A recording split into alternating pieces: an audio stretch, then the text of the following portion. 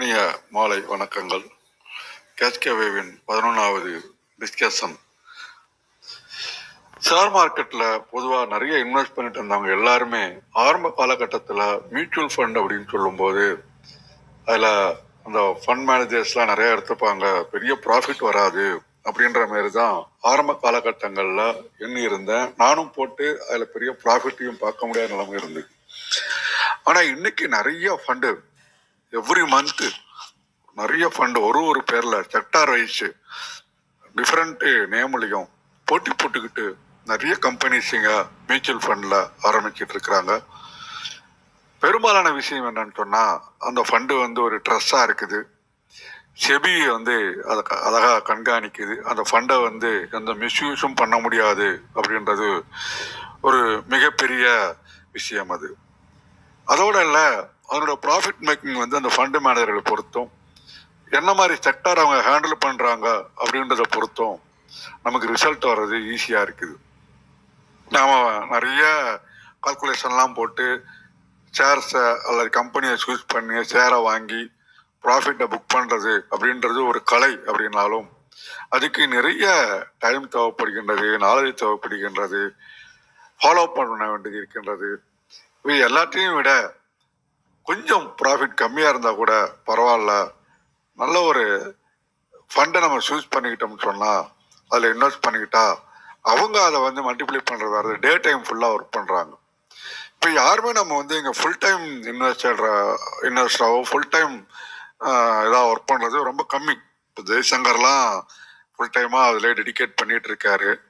பட்டு 98% people 99% people பார்த்தீங்கன்னா work பண்ணிக்கிட்டு எக்ஸ்ட்ரா இன்கம் எப்படி இன்க்ரீஸ் பண்ணலாம், எவ்வாறெல்லாம் இன்வெஸ்ட்மெண்ட்டை லேர்ன் பண்ணலாம் அப்படின்றது தான் ஒரு மிகப்பெரிய போராட்டமாக தான் இருக்குது. ஏன்னா ஸ்கூல்லையும் சரி லைஃப்லையும் சரி யாரும் இது சொல்லிக் கொடுக்காத ஒன்றை லைஃப்பில் ஃபாலோ பண்ண வேண்டிய ஒரு நிர்பந்தத்தில் மண்டை பிச்சுக்க வேண்டிய நிலைமையாக கூட தான் இருக்குது. இந்த விஷயத்தில் பார்க்கும்போது நிறைய எஸ்பிஐலையாக இருக்கட்டும், இல்லை வேற சில ஃபண்டெல்லாம் கூட இன்வெஸ்ட் பண்ணி லாங் டேர்மில் வச்சுக்கும் போது இந்த காம்பவுண்டிங் அப்படின்ற ஃபார்முலாவில் இட் வில் பி எனார்மஸ்லி அன்எக்ஸப்ஷனல், நினச்சி பார்க்க முடியாத அளவுக்கு ஃபண்டனுடைய வேல்யூ இன்க்ரீஸ் ஆகிட்டு போயிட்டு இருக்குது அப்படின்றத நிறைய வீடியோஸுகள் பார்த்தோம், நம்ம குரூப்லேயும் போட்டோம்.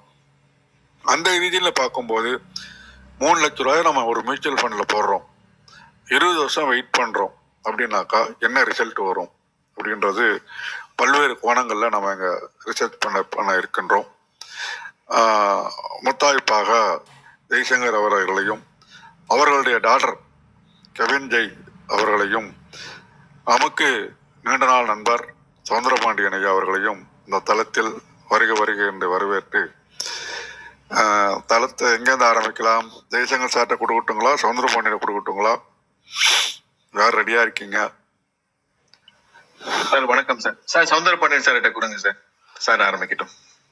சவுந்தரபாண்டியன் ஐயா, உங்களுடைய அனுபவத்தை முன்னிறுத்தி தளத்தை வழிநடத்த அன்போடு கேட்டுக்கொள்கின்றேன்.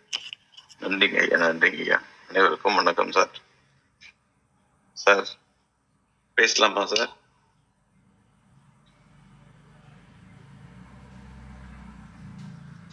சார் ப்ளீஸ் பேசுங்க சார். ஜெய்சங்கர் சார்கிட்ட ஒரு சின்ன கேள்வி சார். நம்ம போன வாரம் 3 ஸ்பெக் நம்ம பார்த்துருந்தோம் சார். சோலரின்ஸ், அல்கலைன், ஹீரோ மோட்டார் 3 பார்த்துருந்தோம் சார். அந்த 3ல நம்ம என்ன பண்ணிருந்தோம்னா, அந்த ரெக்கமெண்டேஷன் வேல்யூ பாத்தீங்கன்னா, என்ன ஜஸ்ட் ஒரு ரெஃபரன்ஸுக்கு நான் போன முறை சொன்னதை நான் சொல்றேங்க, ஜஸ்ட் ஒரு இதுக்கு மட்டும். அன்னைக்கு ரேட் அதாவது 21/12 பாத்தீங்கன்னா 97.87 இருந்ததுங்க சோலரின்ஸ். Okay sir. அப்போ நம்ம சார் ரெஃபரன்ஸ் கொடுத்தது பாத்தீங்கன்னா, இது சார் சும்மா ஒரு கிளாரிபிகேஷனுக்கு தான், நீங்க எதுவும் தவறா எடுத்துக்க வேண்டாம். எப்படி ப்ரொசீட் ஆகும்னு தெரிஞ்சுக்கிறதுக்காக. அது போன முறை சார் ரெக்கமெண்டேஷன் கொடுக்கும்போது என்ன சொன்னீங்கன்னா, 8942 6940 வரைக்கும் வந்துட்டு அதுக்கப்புறம் ரிவர்ஸ் ஆகும், அப்ப நம்ம பை பண்ணலாம் அப்படின்னு சார் சொல்லியிருந்தீங்க. ஆமா சார். இப்ப 10,174 இருக்குங்க. Okay sir. இப்ப அது ரிவர்சல் ஸ்டேஜ்னு எடுத்துக்கலாங்களா சார்? சார் ஸ்டாக் சொல்லுங்க சார். எந்த ஸ்டாக் சார் சொல்றீங்க நீங்க? நம்ம 3 ஸ்டாக் எடுத்தோம் sir. First stock Solarinds. Okay sir. Okay sir. அதுக்கு அன்னைக்கு 21/12 அதோட ரேட் 97.87ங்க. Okay sir. நம்ம சார் அப்ப ரெக்கமெண்டேஷன் என்ன சொன்னீங்கன்னா, வெயிட் பண்ணுங்க, இப்ப பை பண்ண வேண்டாம், கொஞ்சம் டவுன் வரட்டும் அப்படின்னு சொல்லி ஒரு ரெஃபரன்ஸ் கொடுத்தீங்க. 89421 6940 கொடுத்தீங்க. 2 வேல்யூ கீழ வரும்போது பை பண்ணலாம்னு சார் சொல்லியிருந்தீங்க. Okay sir. இப்ப ஆக்சுவலா ஓவராலா மார்க்கெட் ஸ்லோவா இருக்குன்றதெல்லாம் வேற. பட் இப்ப இந்த நான் இது வாட்ச் பண்ணிட்டு இருக்கிறதால எனக்கு பை பண்றது எப்ப பண்ணா பரவாயில்லன்னு ஒரு யோசனைக்கு சஜஷன் கேக்குறேங்க. வேற ஒண்ணும் இல்லைங்க. ஸ்பெல் பண்ணுங்க சார். நான் இங்கே மிஸ் பண்ணிட்டேன்னு நினைக்கிறேன். SOLARINDS Solarinds. Solarinds. Okay sir. Okay sir. Solar Industries அப்படின்னு தான் வருது இல்ல சார்? ஆமா ஆமா.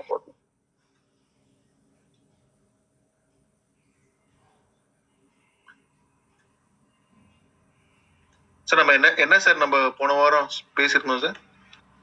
போன முறை நம்ம கிட்ட நம்ம 21/12 அதோட பிரைஸ் வந்து 97.97 சார். Okay sir. இப்ப இருக்கிறது வந்து 10174 இருக்கு. ஏறிடுச்சு இல்ல சார்? நம்ம சொன்னது மாற ஏறிடுச்சு இல்லீங்களா? இல்ல மார்க்கான்னு சொல்ல முடியாது. இது இப்படி இருக்கு. நம்ம எப்ப என்ட்ரி ஆகுறதுக்கு இது ரைட் டைமா அப்படிங்கிறது தாங்க. ஆனா நல்ல 12,000 13,000 போயிட்டு திரும்ப இறங்கி நல்லா இறங்கி இருக்கு. அதனால நான் வாட்ச் பண்ணிட்டு இருக்கேன். அதனால கேக்குறேன் சார். இந்த ஒரு ஆக்சுவலா வந்து இன்னொரு பையிங் ஃபேஸ் காட்டல சார். பட் இது வந்து அதிகபட்சமா 10,600 வரைக்கும் டிராவல் ஆக சான்சஸ் இருக்கு சார். 10,601 வரைக்கும் டிராவல் ஆக சான்சஸ் இருக்குது. அங்க போயிட்டு திருப்பி கீழே வரும் அப்படின்னு நினைக்கிறோம். கீழே வந்ததுக்கு அப்புறம் தான் ஒரு பையிங் ஃபேஸ், இந்த நம்ம முன்னாடி பேசின மாதிரி இந்த டார்கெட் எல்லாம் உடைச்சிட்டதுக்கு அப்புறம் தான் அந்த பையிங் ஃபேஸ் உருவாகும்ன்ற சான்ஸ் இருக்குது. இது இல்லைன்னா இதுக்குள்ளதான் ஆடிட்டு இருக்கிற மாதிரி இருக்கும். அதர்வைஸ் வந்து இப்ப என்னன்னு கேட்டீங்கன்னா ஒரு ஷார்ட் டேர்ம்ல நீங்க வித்துட்டு வாங்கிக்கிற மாதிரி வேணா வச்சுக்கலாம் வந்துட்டு. இல்ல அதெல்லாம் வேண்டாம். நான் இது வந்து கிட்டத்தட்ட ஒரு 3-4 மாசமா வாட்ச் பண்ணிட்டு இருக்கேங்க. நான் வெயிட் பண்றேங்க. ஒன்றும் பிரச்சனை இல்லைங்க சார். அதே மாதிரி சொல்லுங்க சார். நீங்க அதான் வெயிட் பண்றேங்க. நான் அதை நீங்களும் ஏதாவது முடிஞ்சதுன்னா ஒரு டேக் பண்ணிக்கங்க. ஏதாவது வாய்ப்பு இருந்தா வர நேரம் தான் எனக்கு ஒரு மெசேஜ் போடுங்க. ஒண்ணு. இன்னொன்னு சார், அல்கலைமன் ஒரு ஸ்டாக் ஒண்ணு லாஸ்ட் வீக் 21/12 வந்து பாத்தீங்கன்னா 1872 1872 பிரைஸுங்க அன்னைக்கு. Okay sir. சார் என்ன சொன்னீங்கன்னா மேபி வந்து 1320 அல்லது 1120 வரைக்கும் மைனஸ் கீழே வரலாம், நம்ம அப்ப பை பண்ணலாம்னு சொல்லியிருந்தீங்க. ஆமா சார்.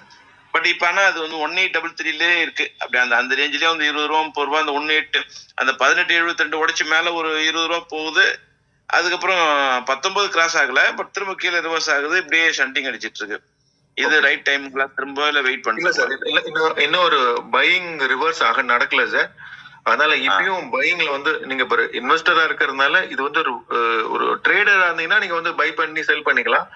பட் இன்வெஸ்ட்மெண்ட் பேட்டர்ன்ல இருக்கிறதுனால இன்னும் பையிங் ஃபேஸ் உருவாகல சார். நம்ம திருப்பி சொன்ன மாதிரி அந்த ரிவர்சிங் ஆகி மேல ரைஸ் ஆகும் போது தான் நம்ம வந்து வாங்கணும் அப்படின்றதுனால அது வெயிட் பண்ணி பார்க்கலாம் சார்.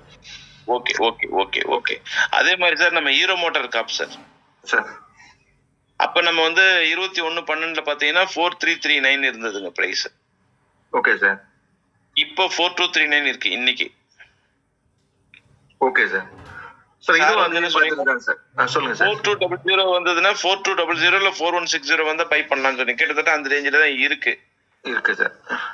பட் இன்னும் அந்த 4228 தான் அதிகபட்சமா கீழே வந்திருக்குது. பட் இன்னும் கொஞ்சம் கீழே வர சான்சஸ் இருக்கு சார். இதுவே அதே மாதிரி தான் சார். ரிவர்ஸ் பண்ணிட்டு திருப்பி ரைஸ் ஆகும் போது வாங்கிக்கலாம் சார். அந்த பாயிண்ட் டச் பண்ணிட்டு ரைஸ் ஆகும் போது வாங்குற மாதிரி பார்க்கலாம். இப்ப நம்மளுக்கு வந்து கொஞ்சம் சோலரின்ஸ் மட்டும்தான் நம்மளுக்கு ஒரு சின்ன ஒரு விஷயம் கன்ஃபியூஸ் பண்ணிட்டு இருக்குது. பட் இருந்தாலும் அது இன்னும் சரியான ஒரு பையிங் பேஸ்ல வரலங்கிறதுனால வெயிட் பண்ணலாம். நீங்க ட்ரேடரா இருந்தீங்கன்னா ஒரு ஷார்ட் ப்ராஃபிட்டுக்காக நீங்க உட்காந்து ட்ரேட் பண்ணி வித்துட்டு வந்துடலாம். பட் அதர்வைஸ் இப்ப ஒண்ணும் பண்ண வேண்டாம் sir. Okay sir. Thank you sir. Wait பண்ணிக்கலாம் சார். நீங்க சொன்ன மாதிரி நம்ம ஒரு சரியான பையிங் வரும்போது நான் உங்களுக்கு இன்ஃபார்ம் பண்ணிடுறேன் சார். நல்லது. இது வந்து என்னன்னா நம்ம போன முறை பேசுனதை நான் நோட் பண்ணிட்டு அப்படியே அதை ஒரு சின்ன ஃபாலோப்புக்காக நான் திரும்ப இப்போ கிளாரிபிகேஷன் தான் சார். எனக்கு ஆஃப்லைன்ல வரும்போது சார் எனக்கு அந்த பாயிண்ட்ஸ் எல்லாம் நான் கொடுத்தது நானும் ரெக்கார்ட் பண்ணிக்கல சார். எனக்கு அந்த பாயிண்ட்ஸ் மட்டும் நீங்க கொடுத்துட்டீங்கன்னா நான் ரெக்கார்ட் பண்ணிடுவேன் சார். வந்துட்டு எனக்கு பர்சனலா எனக்கு நோட்டிபிகேஷன் பண்ணிடுங்க சார். Thank you sir. சாரி. நல்லது. No issue sir. Sir actually இன்னைக்கு காலைல நான் வந்து இது உங்ககிட்ட ஷேர் பண்ணலாம்னு நினைச்சேன். சரி நீங்க சொன்னதுனால மேபி இது அப்புறம் பாத்துக்கலாம் அப்படின்னு நினைச்சேன். இன்னைக்கு என் சைட்ல ஒரு 2 ஸ்டாக் நான் வந்து சொல்றேன் சார். முடிஞ்சா இப்ப பாக்கலாம், இல்லைன்னா யாராவது மத்தவங்க பேசுறவங்க பேசிட்டு அதுக்கப்புறம் அடுத்த வாரம் கூட அதை பத்தி பேசுறேன் சார். சீமென்ஸ் இல்ல சார் வந்துட்டு மியூச்சுவல் ஃபண்டை பத்தி பேசிருந்தாங்களா சார்? இந்த 3 lakhs வருது லம்சம் அமௌண்ட் போட்டா எப்படி வரும், எஸ்ஐபி போட்டா எப்படி வரும்னு கேட்டிருந்தாங்க. டாக்டர் இருக்காங்க சார், அவங்க வந்து என்எஸ்சி சர்டிஃபைடு, அவங்க மியூச்சுவல் ஃபண்ட் எக்ஸாம் எழுதி சர்டிஃபை பண்ணிருக்காங்க, வாங்கியிருக்காங்க அவங்க. ஸோ அந்த okay sir, thank you sir, thank you sir, thank you sir. Okay sir, line sir. சொல்லுங்க சார். வணக்கம் சார். இப்போ நீங்க சொன்னீங்கல்ல சார், இப்போ நம்ம ஒரு 3 lakhs மியூச்சுவல் ஃபண்ட்ல வந்து 20 years பண்ணா எப்படி இருக்குன்றது நம்ம அது போர்டு வந்து நம்ம ஹவுஸ் வந்து கவின் கிட்ட ஒப்படைச்சிடலாமா சார்? ஓகே, ஜெனரலைஸ்டா சொல்லலாம். அதாவது இப்போ ஒரு நார்மல் பீப்புளுக்கு புரியுற மாதிரி எக்ஸ்பிளைன் பண்ணலாம் கூட. ஓகே கவின், நீங்க கண்டினியூ பண்ணலாம். தேங்க்யூ. Thank you everyone. அனைவருக்கும் வணக்கம். அழகேசன் அங்கிள் வணக்கம். சவுந்தர் பாண்டியன் அங்கிள் வணக்கம். அண்ட் ஆன்டி வணக்கம். சாரி, எனக்கு உங்க பேர் தெரியல. இன்னைக்கு நம்ம அங்கிள் சொன்ன மாதிரி அந்த மியூச்சுவல் ஃபண்ட் டாபிக் பத்தி நான் பேச போறேன். கொஞ்சம் நீங்க எல்லாம் பெரியவங்க, நான் கொஞ்சம் சின்ன பொண்ணுன்றதுனால எனக்கு அந்த ஒரு இது இருக்கு. அண்ட் இந்த ஆப்பர்ச்சுனிட்டிக்கு ரொம்ப தேங்க்யூ நான் ஃபர்ஸ்ட் சொல்லிக்கிறேன்னு நினைக்கிறேன். அண்ட் மியூச்சுவல் ஃபண்ட் பத்தி நம்ம ஆரம்பிக்க போனா, ஸோ நம்ம எல்லாத்துக்குமே ஷேர் மார்க்கெட் பத்தி இந்த கேஷ் கஃபேல நம்ம நிறைய ஷேர் பண்ணியிருப்போம். அண்ட் நிறைய நீங்க எல்லாத்துக்குமே ஒரு ஐடியா இருக்கு ஷேர் மார்க்கெட்னா என்னன்னு சொல்லிட்டு. பட் நம்ம மிஸ் பண்றோம்னா எந்த ஸ்டாக் செலக்ட் பண்ணணும் அப்படின்னு சொல்லிட்டு தான். ஏன்னா ஒரு 30 yearsக்கு முன்னாடி விப்ரோ ஷேர்ஸ்ல ஒரு 10,000 போட்டிருந்தா இப்போ அதோட வேல்யூ வந்து 300 crores plus இருந்திருக்கும். பட் நம்மளுக்கு என்ன ஒரு பிரச்சனைனா, என்ன ஷேர் நம்ம என்ன கம்பெனி ஷேர் நம்ம செலக்ட் பண்ணணும் அப்படின்ற ஒரு இதுல தான் இருக்கு. ஸோ அதுக்கான ஒரு ஆல்டர்னேட்டிவ் தான் நம்ம மியூச்சுவல் ஃபண்டாவும் பாக்குறோம் இல்லையா? ஸோ இந்த மியூச்சுவல் ஃபண்டை நம்ம இன்வெஸ்ட் பண்றதும் வந்து மியூச்சுவல் ஃபண்டோட கான்செப்டும் நம்ம தெரியும், பேசிக்கா ஜென்ரலா தெரியும். அண்ட் அதுல தான் நம்ம இருக்க போறோம். அண்ட் மியூச்சுவல் ஃபண்ட் ஒரு வந்து இன்வெஸ்ட்மெண்ட் மெத்தட் வந்து 2 விதமா இருக்கு. ஒன்று வந்து எஸ்ஐபி, இன்னொன்று வந்து லம்சம். எஸ்ஐபினா நான் மந்த்லி ஒரு ஃபிக்ஸட் அமௌண்ட்டை நான் அந்த ஸ்கீமுக்கு நான் கொடுத்துக்கிட்டே இருப்பேன், என்னோட அக்கௌண்ட்ல இருந்து டிடெக்ட் ஆகிட்டே போயிட்டு இருக்கும் அப்படின்ற ஒரு இது. அண்ட் ஒரு ஃபியூ இயர்ஸ் கழிச்சு என்ன ரிட்டர்ன் வருதோ அதுதான். இந்த லம்சம் வந்து செகண்டா வந்து ஒன் டைம் இன்வெஸ்ட்மெண்ட் மாதிரி, நான் ஒரு பெரிய அமௌண்ட்டை வந்து நான் இன்வெஸ்ட் பண்ணிட்டு போற மாதிரி தான் இருக்கும்.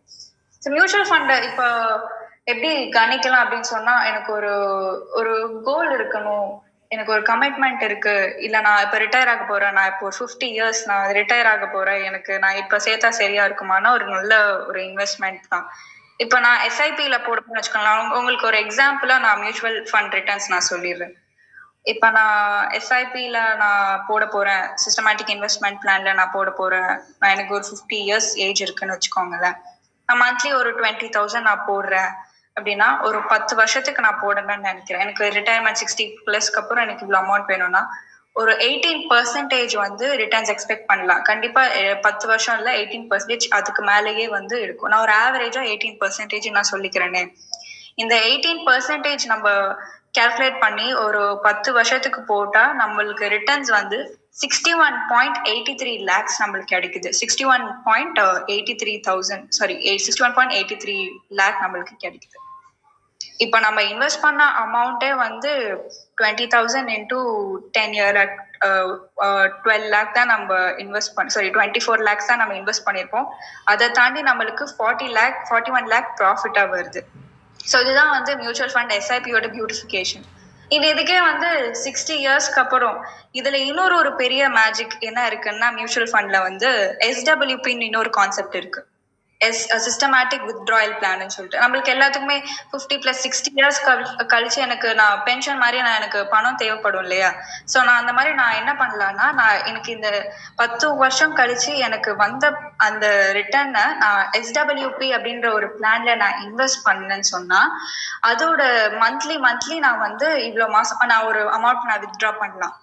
அந்த வித்ட்ரா பண்ணும்போது மிச்சம் இருக்கிற நான் வித்ட்ரா பண்ண அமௌண்ட் போக மிச்சம் இருக்கிற அமௌண்ட் வந்து க்ரோ ஆயிட்டே இருக்கும். இதுதான் SWPயோட கான்செப்ட். இப்ப நான் முன்னாடி சொன்ன எக்ஸாம்பிள் வச்சு பார்ப்போமே. இப்போ நான் 20,000 10 வருஷத்துக்கு போட்டேன்னா 61.83 lakh கிடைக்குதா? இதுல இருந்து நான் 61 lakh நான் எடுத்து SWPல நான் போடுறேன் அப்படின்னா, நான் அதுவும் இன்னொரு 10 வருஷத்துக்கு போடுறேன் அப்படின்னு வச்சுப்போமே. அது போட்டேன்னா அந்த 61 lakhன்ற அமௌண்ட்டை நான் வந்து என்னோட 61st இயர்ல எனக்கு 61 வயசாகும் போது 61 லட்சத்தை நான் போடுறேன். மாசம் 50,000 ரூபாய் நான் எடுக்கிறேன். அப்படின்னா கூட இது வந்து நான் ஒரு 10 வருஷத்துக்கு நான் மாசம் நான் 50,000 ரூபாய் எடுத்துக்கிட்டே இருந்தேன்னா 10 வருஷம் கழிச்சு என்னோட அமௌண்ட் வந்து 1.67 crores க்ரோ ஆயிருக்கும். நான் மொத்தமா எடுத்த அமௌண்ட் வந்து 61 கோடி. அந்த 1.67 crore 61 லட்சம் நான் எடுத்திருக்கேன். அதுல மிச்சமாவே 1.07 crores வந்து எனக்கு மிச்சமா இருக்கும். நான் 10 வருஷமா 50,000 ரூபாய் எடுத்துக்கிட்டே வந்தாலும் நான் மொத்தமா 61 லட்சம் ரூபாய் தான் எடுத்திருப்பேன். அது போக என்கிட்ட 1 கோடியே 5 லட்சம் ரூபாய் இருக்குன்றதுலாம் வந்து பெரிய விஷயம் இல்லையா? நான் இந்த 1 கோடி 50 லட்சம் ரூபாய் நான் திருப்பி 10 வருஷத்துக்கு போட்டு நான் 1 லட்சம் ரூபாய் கூட எடுக்கலாம். சிஸ்டமேட்டிக் வித்ட்ராயல் பிளான்ல நான் அப்படி போட்டு நான் எடுத்தேன்னா அதே 18% ரிட்டர்ன்ஸ் நான் வச்சுக்கிறேன். அதுலயே நான் போட்டா கூட 2.55 crore வந்து எனக்கு வரும் ரிட்டர்ன்ஸா.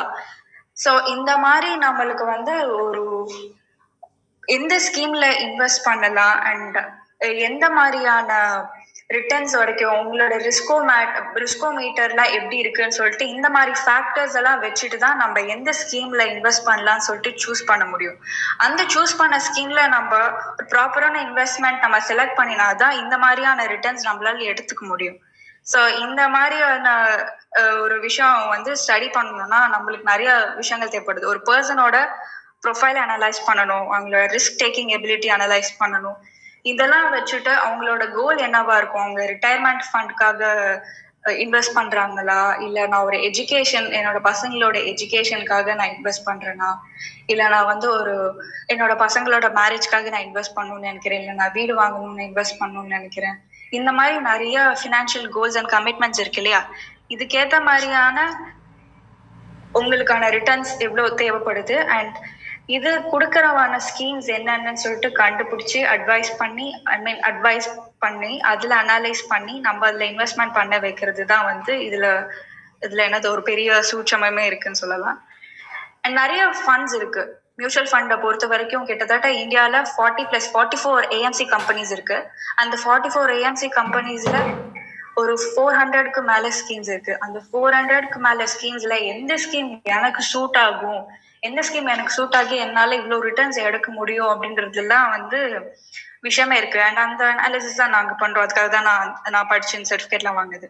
அண்ட் நிறைய ஸ்கீம்ஸ் எல்லாம் சொல்ல போனா செக்டோரல் ஃபண்ட்ஸ்ல அழகேசன் அங்கிள் சொன்ன மாதிரி எந்த செக்டோரல் ஃபண்ட்ஸ்ல போடணும் அப்படின்றது, ஃபார்மசிட்டிக்கல் ஃபண்ட்ஸ் தனியா இருக்கு, மிட் கேப் ஃபண்ட்ஸ் இருக்கு, லார்ஜ் கேப் ஃபண்ட் இருக்கு, ஸ்மால் கேப் ஃபண்ட் இருக்கு, ஃபிளெக்சி கேப் ஃபண்ட்ஸ் இருக்கு, ஓவர் நைட் ஃபண்ட்ஸ் இருக்கு, ஒரே நாள்ல நம்ம ஃபண்ட் வாங்கி வித்துட்டு பண்ணிடுற மாதிரியும் இருக்கு, ஹைபிரிட் ஃபண்ட்ஸ் இருக்கு, அதாவது டெட் ஃபண்ட்ஸ் ஈக்விட்டி ஃபண்ட்ஸ்ன்னு சொல்ற மாதிரி அந்த காம்பினேஷன் ஆஃப் ஃபண்ட்ஸ் இருக்கு, கான்ட்ரா ஃபண்ட்ஸ் இருக்கு.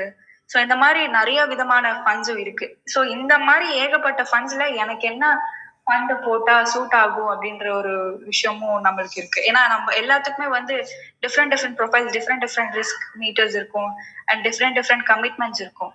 நம்மளோட கெப்பாசிட்டியும் வேற மாதிரி இருக்கணும் போது நம்மளுக்கு தேவையும் வேற மாதிரி இருக்கு. அதுக்கேற்ற மாதிரி நம்ம ஸ்கீம்ஸையும் சூஸ் பண்ணி ஆகணும் இல்லையா? ஸோ அந்த மாதிரி ஒரு அனாலிசிஸ் நம்ம பண்ணணும்.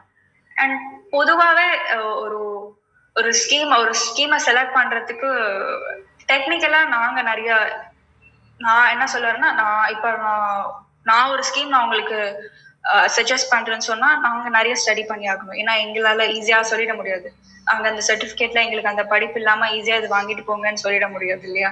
ஸோ அதுக்கு நிறைய டெக்னிக்கல் டேர்ம்ஸ் எல்லாம் இருக்கு. நாங்க நிறைய அந்த ரிஸ்க் என்னன்னு பார்க்கணும் அண்ட் கிறிசில் ரேட்டிங்ஸ்லாம் நாங்க ஃபுல்லா ஸ்டடி பண்ணணும். அப்புறம் இந்த trainer ratio, Sharpe ratio, standard deviation சொல்லிட்டு இதெல்லாம் வச்சுதான் இந்த மாதிரி ஒரு ஸ்கீம் உங்களுக்கு சூட் ஆகுதா இல்லையான்னு சொல்லப்போம்.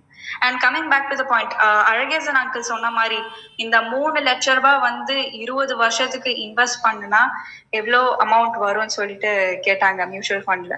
ஸோ 3 லட்சம் ரூபாய் நம்ம வந்து 20 வருஷம் அப்படின்னா நான் ஒரு 21% நீங்க எக்ஸ்பெக்ட் பண்ணலாம். அதை விட அதிகமாவே எக்ஸ்பெக்ட் பண்ணலாம். நான் இந்த முன்னாடி கால்குலேஷன்ஸ்லாம் நான் போட்டப்போ 18% நான் வச்சு போட்டேன். பட் நம்ம 20 வருஷம் போடுறோன்றதுனாலே 21% தாராளமா வரும் அண்ட் அதுக்கு மேலேயே கூட வரும். 21%ன்றதே ஆவரேஜ் தான். இப்போ அந்த 21% நான் வச்சுக்கிட்டு 3 லட்ச ரூபாய் 20 வருஷத்துக்கு போட்டா 20 வருஷம் கழிச்சு என்னோட அமௌண்ட் வந்து ஃபைனல் வேல்யூ 1,35,00,000 வரும். நான் போட்ட அமௌண்ட் வெறும் 3 லட்ச ரூபாய் தான். அதை விட அதிகமா 1,32,00,000 எனக்கு ப்ராஃபிட்டா வந்திருக்கு. ஸோ இது நம்ம வந்து மியூச்சுவல் ஃபண்ட்ல தான் நடக்கும், வேற எதுலையுமே நடக்காது. அண்ட் இந்த மாதிரியான ஒரு ஒரு சொன்ன மாதிரி காம்பவுண்டிங் தான் வந்து பவர் ஆஃப் காம்பவுண்டிங் வந்து தான் அந்த உலகத்தின் 8th வண்டர்னு சொல்லுவாங்க. ஸோ அந்த மாதிரி அந்த பவர் ஆஃப் காம்பவுண்டிங் வந்து ரொம்ப அதிகமாக ஒர்க் ஆகக்கூடிய ஒரு பிளாட்ஃபார்ம்னா மியூச்சுவல் ஃபண்ட் பிளாட்ஃபார்ம் தான். ஸோ இந்த மியூச்சுவல் ஃபண்ட் பிளாட்ஃபார்ம்ல நம்ம எப்படி நிறைய யூட்டிலைஸ் பண்ணி பெனிஃபிஷியலாக ஆக்கிக்கணுன்றதுல தான் நம்மளோட ஃபினான்ஷியல் நாலேஜ், ஃபினான்ஷியல் ஸ்டெபிலிட்டி வந்து டிபெண்ட் ஆகிட்டு இருக்குன்னு நினைக்கிறேன். ஸோ இதுதான் என்னோட ஒரு சின்ன இன்ட்ரடக்ஷன் அபவுட் மியூச்சுவல் ஃபண்ட். இதில் நம்ம வேற ஏதாவது டவுட் இருந்துச்சுன்னா நம்ம டிஸ்கஸ் பண்ணலாம். And thank you all. Thank you for the opportunity given. Thank you. Thank you Kavin madam. நல்ல ஒரு விளக்கம் கொடுத்தீங்க. உண்மையிலே ஒரு போன வாரத்துக்கும் இந்த வாரத்துக்கும் நல்ல டிஃபரன்ஸ். குயிக்காகவே ரெக்கவரி ஆகிட்டீங்க. எங்கள் தளத்துக்கு கிடைத்த மற்றொரு முத்தம்மா தான். நன்றிங்கம்மா. உங்களுடைய நாலேஜும் எங்கள் தளத்துக்கும் மற்றவர்களுக்கும் பயனர வேண்டுமாய் அன்போடு கேட்டுக்கொள்கின்றோம். உண்மையிலேயே அவங்க சொன்னது விஷயங்கள் பார்த்தீங்கன்னா, இந்த காலத்து பசங்க வேலைக்கு போனதுலேருந்து டக்குன்னு உண்மையிலே மியூச்சுவல் ஃபண்டில் பண்ணிக்கிட்டு என் பையன் டிஸ்கஸ் பண்ண சொல்லுவான், எப்பா ஏன்ப்பா ஷேரை போட்டு மண்டை வரைச்சிக்கிறீங்க, மியூச்சுவல் ஃபண்டில் போடுங்க பாம்பா. மியூச்சுவல் ஃபண்டில் எதில் போடுறாங்கன்னா அதை சொல்ல மாட்டான். அந்த மாதிரி ஒரு சூழ்நிலைகள். பட் அவங்க வந்து ஈஸியாக ஷேர் பண்ணிக்கிட்டு அதுக்குள்ளே வந்துட்டு, பட் நிறைய இப்போ நம்ம செக் பண்ணும்போது நிறைய விஷயங்கள் நடந்துக்கிட்டே இருக்குது. யங் ஏஜில் ஒரு குறிப்பிட்ட ஃபண்டத்துக்கு போட்டுடலாம், இல்லைன்னா குறிப்பிட்ட எஸ்ஐபி மெத்தடில் கான்ஸ்டண்ட்டாக போட்டே வந்தோம்னு சொன்னால் ஒரு பெரிய பொக்கிஷம். கவர்மெண்ட்டில் பென்ஷன் கொடுப்பாங்க, நம்ம சேர்த்து வைக்கணும், ரிட்டையர்மெண்ட் பெனிஃபிட்டுக்கு வச்சுருக்கணும் அப்படின்ற கான்செப்ட்லாம் எல்லாமே அடிபட்டு போயிடுது. அதை நல்லா எக்ஸ்பிளைன் பண்ணாங்க கவின் மேடம் கூட. ஒரு குறிப்பிட்ட அமௌண்ட் போட்டுகிட்டே வரோம், குறிப்பிட்ட ஏஜுக்கு அப்புறம் வித்ரா அப்படின்றத நம்ம எடுத்துக்கிட்டே வந்தோம்னா கூட மீதி இருக்கிற அமௌண்ட்டு அது மட்டுக்கும் நம்ம தூங்கினா கூட வட்டி தூங்காமல் காம்பவுண்டிங் இட்ஸ் எய்த் மிராக்கல் அப்படின்ற மாதிரி அழகாக நல்லா எக்ஸ்பிளைன் பண்ணாங்க. உண்மையிலேயே அந்த 3 லட்சம் அசால்ட்டாக கஷ்டப்பட்டு எடுத்து ஓரங்கட்டி போட்டால் கூட அது ஒரு 21%. ஏன்னா மியூச்சுவல் ஃபண்டில் ஆவரேஜாக 25-30% கூட வருது. அவங்க 21% வச்சுக்கிட்டா கூட மார்க்கெட்டோடைய ஏற்றத்துக்கு தகுந்த மாதிரி வச்சா கூட 1 crore அச்சீவ் பண்ண முடியும் அப்படின்றத அழகாக சொன்னாங்க. மிக்க நன்றி. ஒரு சின்ன கோடு போட்டாலே அதை வச்சுட்டு ரோடு கொடுத்தாலே அதை வச்சுட்டு அவங்க அழகாக கோடு போட்டாலும் ரோடு போட்டாங்க. நல்ல ஒரு எக்ஸ்பிளனேஷன். நன்றிங்கம்மா. வேறு ஏதேனும் கேள்விகள் இருந்தாலும் ஷேர் பண்ணிக்கலாம், இல்லைன்னா அவங்களோட கருத்துக்களை பதிவு பண்ணிக்கிட்டு 9:30 முடிச்சிடலாம். நன்றி.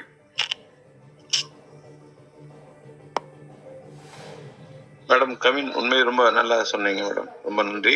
அந்த 3 லட்ச ரூபாய் ஸ்கீம் பேர் என்னன்னு சொல்ல முடியுங்களா? அந்த மியூச்சுவல் ஃபண்டோட பேர் காலையில சார் சொன்னாங்க, நான் மறந்துட்டேன் கொஞ்சம். இல்ல அங்கிள், எனக்கு ஸ்கீம் வந்து என்னன்னா நம்மளுக்கு ஏற்ற மாதிரி தான் போடணும்னு நினைக்கிறேன். எனக்கு அலிகேஷன்ஸ்க்கு சார் சொன்ன ஸ்கீம் எனக்கு தெரியல. பட் 3 லட்ச ரூபாய் போட்டால் 1 கோடி ரூபாய், அதாவது 1,35,00,000 எடுக்கிற மாதிரியான ஸ்கீம்ஸ் நிறைய இருக்கு. அது நம்மளோட ப்ரொஃபைல் ஸ்டடி பண்ணி தான் எடுக்கணும். பட் எனக்கு அலிகேஷன் அங்கிள் சொன்ன ஸ்கீம் எனக்கு தெரியல. சாரி. எஸ்பிஐல தான் ஒரு வீடியோ பார்த்தேன், அதை பார்த்து தான் டைட்டிலே நான் போட்டேன். நான் அவங்க எஸ்ஐபி 10,000 போட்டு வந்தால் எவ்வளோ வரும், 20,000 போட்டு வந்தால் எவ்வளோ வரும், 50,000 இன்வெஸ்ட் பண்ணிட்டு திருப்பி வெயிட் பண்ணால் எவ்வளோ எடுக்கலாம் அப்படின்னு நிறைய வீடியோஸ் போட்டுட்டு இருக்கிறாங்க. அதை நான் உங்களுக்கு பார்த்துட்டு வேணா ஷேர் பண்ணுறேன் sir. Okay sir. Kavin madam, நீங்கள் நெக்ஸ்ட் டைம் வரும்போது ஏதாவது ஒரு நல்ல ஹை ரிட்டர்ன் கொடுக்கக்கூடிய ஏதாவது ஒரு மியூச்சுவல் ஃபண்டு நேம் நீங்கள் வந்து சஜஸ்ட் பண்ணுங்க. டீமில் பண்ணுறாங்க பண்ணல சஜஸ்ட் பண்ணுங்க, நல்லா இருக்கும். நன்றி. Okay uncle, sure. கண்டிப்பா நான் சொல்றேன். இப்ப இந்த மாதிரி எஸ்பிஐ மியூச்சுவல் ஃபண்ட் ஒரு பெரிய ஏஎம்சி கம்பெனி, அதுல இருக்கிற மேக்ஸிமம் ஆஃப் ஸ்கீம்ஸ் நல்ல ரிட்டர்ன்ஸ் கொடுக்குது. அதே மாதிரி ஹெச்டிஎஃப்சி அந்த கம்பெனியோட ஸ்கீம்ஸுமே நல்லா இருக்கு. ஐசிஐசிஐ ப்ரூடென்ஷியல் லைஃப் அது இதெல்லாமே இருக்கு. நான் சொல்றேன் எந்தெந்த ஸ்கீம்ஸ் எல்லாம் ஹை ரிட்டர்ன்ஸ் கொடுக்குது, எது நம்மளுக்கு சூட் ஆகுன்றது நான் நெக்ஸ்ட் கிளப் ஹவுஸ் மீட்டிங்ல நான் சொல்றேன். தேங்க்யூமா. தேங்க்யூமா சார். மியூச்சுவல் ஃபண்டில் யூஸ்வலாக 15% 20% டெஃபினட்டாக கிடைக்கும்.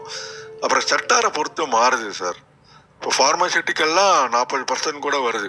1 லட்ச ரூபா கொடுத்தா 1.40 ரிட்டர்ன்ஸ் காமிக்கிறாங்க. டாட்டா அதில் அனலைஸ் பண்ணேன். எல்லா ஃபார்மேட்டிவ் செக்டாரும் பார்த்தீங்கன்னா கிட்டத்தட்ட 36-40 வருது. மற்றபடி ஆவரேஜாக பார்த்தீங்கன்னா 1.20 1.18 அந்தந்த செக்டாரை பொறுத்து கொஞ்சம் மாறுது. ஃபண்ட் மேனேஜர்ஸை பொறுத்து ஆவரேஜாக அது நம்ம சூஸ் பண்ணி பண்ணலாம். சொல்கிற மாதிரி அது ஒரு அனலைசேஷன் கூட நம்ம பண்ணி பார்க்கலாம். இப்போதைக்கு ஃபார்மசியில் பெட்டராக்கிறதா நான் ஃபீல் பண்ணுறேன். Thank you. Noted sir. Okay sir. Kavin madam, இப்போ எங்களுக்கு ஆல்ரெடி இருக்கிற ஒரு ஃபண்டை வந்து அது சரியான ஃபண்டா இல்லையான்னு சொல்லிட்டு அனலைஸ் பண்ண முடியுமா? நான் இப்போ ஒரு எக்ஸாம்பிளுக்கு நான் இப்போ சார் சொல்ற மாதிரி ஒரு SBI ஃபார்மசிட்டிக்கல் ஃபண்ட்ல நான் இருக்கேன். இப்போ அந்த குறிப்பிட்ட ஃபண்டுக்கும் இப்போ ஒருவேளை இந்த HDFCல அந்த மாதிரி ஃபார்மசிட்டிக்கல் ஃபண்ட் இருந்ததுன்னா எது பெஸ்ட்னு சொல்லிட்டு கம்பேர் பண்ணி அனலைஸ் பண்றதுக்கும் நான் ஆல்ரெடி இருக்கிற ஒரு மியூச்சுவல் ஃபண்ட் ஸ்கீம் நல்லா இருக்கான்னு சொல்லிட்டு சஜஸ்ட் பண்ண முடியுமா? நீங்க அனலைஸ் பண்ணி கொடுக்க முடியுமா? கொடுக்க முடியும், கண்டிப்பா கொடுக்க முடியும். நான் முன்னாடியே மென்ஷன் பண்ண மாதிரி இந்த டெக்னிக்கல் நியூவான்சஸ்லாம் இருக்கு. இந்த ஸ்டாண்டர்ட் டீவியேஷன், அதோட கிறிசில் ரேட்டிங்கு, இந்த ட்ரெய்னர் ரேஷியோ, ஷார்பி ரேஷியோஸ்லாம் இந்த மாதிரிலாம் இந்த ஃபண்டமெண்டல்ஸ்லாம் வச்சு அனலைஸ் பண்ணி நீங்கள் சொன்ன மாதிரி கம்பேரிட்டிவ் அனலைசிஸும் பண்ணி ஒரு சம்மரியாக கொடுக்க முடியும். எந்த ஸ்கீம் பெஸ்ட்டு, எந்த ஸ்கீம் வந்து மாடரேட் ரிஸ்க், இல்லை எந்த ஸ்கீம் ரிஸ்கியராக இருக்குது, ரிட்டர்ன்ஸ்லாம் எவ்வளோ தூரம் வரும்னு சொல்லிட்டுலாம் கம்பேர் பண்ணி கொடுக்க முடியும். அதோட பெஸ்ட் ஸ்கீமையும் நம்மளை சூஸ் பண்ணி எடுக்க முடியும். ஸோ அதனால என்னோட ரிஸ்க் அப்பைட்டு நீங்க தெரிஞ்சுக்கிட்டீங்கன்னா இன்னும் நல்லா. முன்னாடி சொன்னீங்க நீங்க ஆக்சுவலா என்னோட ப்ரொஃபைலுக்கு ஏற்ற மாதிரி பண்றேன்னு சொன்னீங்க. இப்போ என்னோட ரிஸ்க் அப்பிடைட் வந்துட்டு ஏஜ் பொறுத்த வரைக்கும் மாறுற சான்சஸ் இருக்குங்களா? இப்போ எனக்கு ஈவன் நான் ஒரு 50+ இருந்தா கூட நான் வந்து ரிஸ்க் எடுக்க ரெடியா இருந்தா கூட நீங்க சஜஸ்ட் பண்ணுவீங்களா ஓகேன்னு சொல்லி? உங்களுக்கு அதை நாங்கள் ஃபுல் ரிஸ்க்காக நாங்கள் எடுத்துக்க மாட்டோம். மாடரேட் ரிஸ்க் அப்படின்னு சொல்லிட்டு கன்சர்வேட்டிவ் ஃபண்ட்ஸ் நாங்கள் உங்களுக்கு சஜஸ்ட் பண்ணுவோம். கன்சர்வேட்டிவ் ஃபண்ட்ஸ்னா அந்த இதெல்லாம் ரிஸ்க் எடுக்க முடியும், பட் ஃபுல் ஃப்ளெஜ்டாக உங்களால் ஹை ரிஸ்க் எடுக்க முடியாது. பிகாஸ் ஒரு 10 வருஷம் 15 வருஷத்துக்குள்ள நம்மளால ஹையஸ்ட் ரிட்டர்ன்ஸ் அப்படின்னு எக்ஸ்பெக்ட் பண்ணுறது வந்து ரொம்ப கம்மியான ஸ்கீம்ஸ் தான் கொடுக்கும். பட் அந்த ரிஸ்க் அப்பிடைட்னு பார்க்கும்போது ரிஸ்க்குன்னு எடுத்துக்கிட்டு அதில் அனலைஸ் பண்ணி உங்களுக்கு கன்சர்வேட்டிவாக இருக்கிற மாதிரியான ஸ்கீம் சஜஸ்ட் பண்ண முடியும். Okay okay okay, thank you.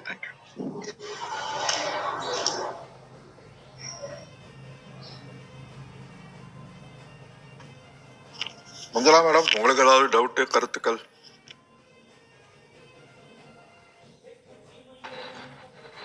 ஒன்றும் இல்லைங்க. நன்றி. மொத்தத்தில் இன்னைக்கு நம்ம ஒரு ஜெனரலைஸ்டாக தான் டீல் பண்ணியிருக்கிறோம். அடுத்த வாரத்தில் கவின் மேடம் வந்து நம்மளுக்கு ஒரு நல்ல ஃபண்டெல்லாம் ரெக்கமெண்ட் பண்ணுறேன்னு சொல்லியிருக்கிறாங்க. அதே மாதிரி அடுத்த வாரம் டாபிக் பார்த்தீங்கன்னா பங்குச்சந்தை ஒரு சூதாட்டமா அல்லது முதலீடா அப்படின்னா கேள்வி போட்டிருக்கிறா. அதை லைட்டாக கொஞ்சம் நம்ம மேலோட்டமாக பார்த்துட்டு அப்புறம் நம்ம இதுக்கு போயிடலாம் அப்படின்னு தான் நான் நினைக்கின்றேன். வேற ஏதேனும் கருத்துக்கள் இருந்தால் இல்லை ஒம்பரி க்ளோஸ் பண்ணிடலாமா? சார், இங்கேயே ஒரு சீக்ரெட் ரிவீல் பண்ணிடலாம். பங்கு சந்தையை பற்றி தெரியாதவங்களுக்கு, முழுசா தெரியாதவங்களுக்கு அது ஒரு சூதாட்டம் மாதிரி தான் தெரியும். ஒரு முதலீடா முழுசா தெரிஞ்சவங்களுக்கு அது முதலீடா தான் தெரியும். வந்துட்டு கல்லை பார்த்தால் கடவுள் இல்லை, கடவுளை பார்த்தால் கல் இல்லைன்ற மாதிரி தான் கதை சார். ஸோ இங்கேயே நம்ம அந்த சீக்ரெட் உடைச்சிட்டு அடுத்த வாரத்துக்கு டிராவல் பண்ணலாம்னு நினைக்கிறேன். நன்றி சார். Super sir. ஆக்சுவலாக நான் தேங்க்யூ சொல்லணும்னு நினைக்கிறேன் அழகேசன் அங்கிள் இந்த ஆப்பர்ச்சுனிட்டி எனக்கு கொடுத்ததுக்கு. எனக்கு தெரிஞ்சு செகண்ட் டைம் நான் கிளப் ஹவுஸ் மீட்டிங்கில் பேசுகிறேன். அண்ட் ஃபர்ஸ்ட் டைம் எனக்கு ரொம்ப ஒரு திடுதிப்புன்னு வந்து பேசின மாதிரி இருந்துச்சு. அண்ட் இப்போ தான் நான் எனக்கு டாபிக் அலோகேட் பண்ணி பேசணும்னு சொன்னது வந்து எனக்கு ரொம்ப special. And uncle thank you so much. And பேஷண்ட்டாக கேட்டதுக்கு ரொம்ப நன்றி.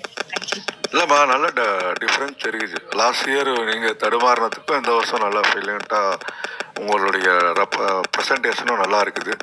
சொல்கிற மாதிரி அப்பாட்ட நான் டிஸ்கஸ் பண்ணேன், நீங்கள் அதை நல்லா ஒரு கேரி ஓவர் பண்ணிக்கிட்டு நல்லா பண்ணிட்டீங்க. அதனால் அவங்க 2 பேர் தான் அந்த தளத்தை நல்லா எடுத்துகிட்டு போகக்கூடிய வாய்ப்புகள் இருக்குது. கேஸ்கவே டெவலப்மெண்ட் வந்து பில்லர்ஸ் வந்து எனக்கு தெரிஞ்ச இந்த 3 பேர் தான், சவுந்தரபாண்டியன், ஜெய்சங்கர் அண்ட் கெவின். இவங்க தான் அடுத்தடுத்த ஐடியாஸ் சொல்லி ஃபார்வர்டாக கொண்டு போகணும். அதுக்கு நாங்கள்லாம் டிரைவிங் ஃபோர்ஸாக இருப்போம் அப்படின்னு சொல்லிக்கிறோம். உண்மையிலே ஏன்னா இந்த ஃபினான்ஷியல் லிட்ரேச்சர் இது கூட ஒன்று போட்டிருந்தோம், 269க்கு ஒரு குரூப் ஒன்று போட்டிருந்தோம். அதில் ஜாயின் பண்ணாக்கா பேசிக் நாலேஜ் ஸ்கூல் ஸ்டூடெண்ட்ஸுக்காக போட்டிருந்தாங்க. அது கூட வேணாலும் நண்பர்கள் தெரிஞ்சவங்கெல்லாம் பசங்களுக்கு, ஏன்னா basic education regarding financial freedom அப்படின்றத கான்செப்டை நம்ம அதில் ரிஜிஸ்டர் பண்ணாக்கா they give material and examination சர்டிஃபிகேட்லாம் கூட கொடுக்குறாங்க. அந்த மாதிரி நம்மளால் முடிஞ்ச அளவுக்கு பணத்தை வந்து எஜுகேட் பண்ணி இன்வெஸ்ட் பண்ணி லேர்ன் பண்ணிக்கிட்டு நம்ம பண்ணும்போது ஃபினான்ஷியல் ஃப்ரீடமாக இருக்க முடியும் அப்படின்றதையும், அதை வந்து நிறைய மக்கள் பாதிப்படைஞ்சதை பார்க்கும்போது நம்மளால முடிஞ்ச ஒரு சின்ன இக்னிஷன் கொடுத்து ஸ்ப்ரெட் பண்ண முடியுமா அப்படின்ற ஒரு நல்ல நோக்கத்தோடு தான் ஆரம்பித்தோம். அதுக்காக உறுதுணையாக என்றென்றும் இருக்கின்ற சவுந்தரபாண்டியன் ஐயா, ஜெய்சங்கர், புதிதாக ஜாயின் பண்ண கவின் மேடம், அவங்கெல்லாம் உண்மையிலே ஒரு அவங்க நாலேஜ் நம்மளுக்கு கிடைக்கிறதும் அவங்களும் இதில் வளர்த்துக்கிறதும் இஸ் 2 in 1 அந்த ரேஷியோவில் இது போயிட்டு இருக்கோம் அப்படின்னு நினைக்கின்றேன் நான். இன்னும் நாங்கள் நிறைய நம்ம கோல் ஸ்டேட்டுக்கு இருக்குது. அடுத்தடுத்த வாரங்களிலும் அடுத்தடுத்த வருடங்களிலும் நம்ம நிறைய சாதிக்க வேண்டி இருக்கின்றது. பொறுத்திருந்து செய்வோம், அனைவருக்கும் பகிர்வோம், எல்லாரும் 1 கோடியை நோக்கி ட்ரீம் பண்ணி அதை அச்சீவ் பண்ணுவோம் என்று சொல்லி தளத்தை நிறைவு செஞ்சிடலாங்களா சார்? உங்களோட நல்ல எண்ணத்துக்கு சிறப்பான பாராட்டு சார். நன்றி நன்றி. எல்லாம் உங்களை போன்றவருடைய ஊக்கம், ஜெய்சங்கர் சாருடைய ஆக்கம், கவின் மேடத்தினுடைய ப்ரெசன்டேஷன், மஞ்சளா மேடத்தினுடைய இயக்கம், அவங்களுக்கு வந்து என்னை கேட்டுகிட்டே இருப்பாங்க, எதில் என்ன போடலாம் அப்படின்ட்டு. அதனால நானும் சொன்னேன் இதுவான்னு வந்து அவங்களும் ரொம்ப ஒரு ஆர்வமாக உடனே எஸ்பிஐ அக்கௌண்ட் ஓப்பன் பண்ணிட்டு நான் சொன்ன 2 ஷேரை வாங்கிட்டு, என்னடா இன்னும் ஏறலான்றான், கனரா பேங்க் வாங்கிட்டீங்கன்னா ஏறல, ஆக்சிஸ் பேங்க் 1000 ரூபா போட சொன்ன மொமெண்ட் பண்ணல, என்னடா குறைஞ்சிச்சு அப்படின்னா. சரி அப்புறம் என்ன அப்படி சொன்னேன், நீ வந்து இப்போ டாட்டா ஃபார்மசி வாங்கு, அது நல்லா ஏறிட்டு இருக்கு அப்படின்னு அனலைசிஸ் பண்ண வேண்டியதாக இருக்கின்றது.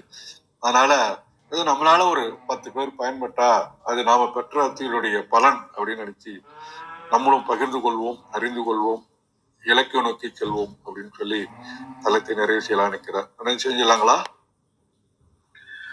சார்? சவுந்தரபாண்டியன் சார் சில ஸ்டாக்ஸ் கேட்கறேன்னாரு, ஆஃப்லைன்ல பேசிக்கலாமா சார்? சார் அடுத்த வாரம் பேசிக்கலாம் சார். 2 ஸ்டாக் பேர் சொல்லிடுறேன் சார். சரிங்க சார். ஒன்னு வந்து சீமென்ஸுங்க சார். Okay sir. இன்னொன்னு வந்து இந்த ஸ்பாண்டனா ஸ்பாஞ்சின்னு ஒண்ணு இருக்கு இல்லைங்க சார். Okay sir. அது 2 மட்டும் அதை மட்டும் ஸ்பெல் பண்ணுங்க sir. SPANDANA. Okay sir. Spandana. Okay sir.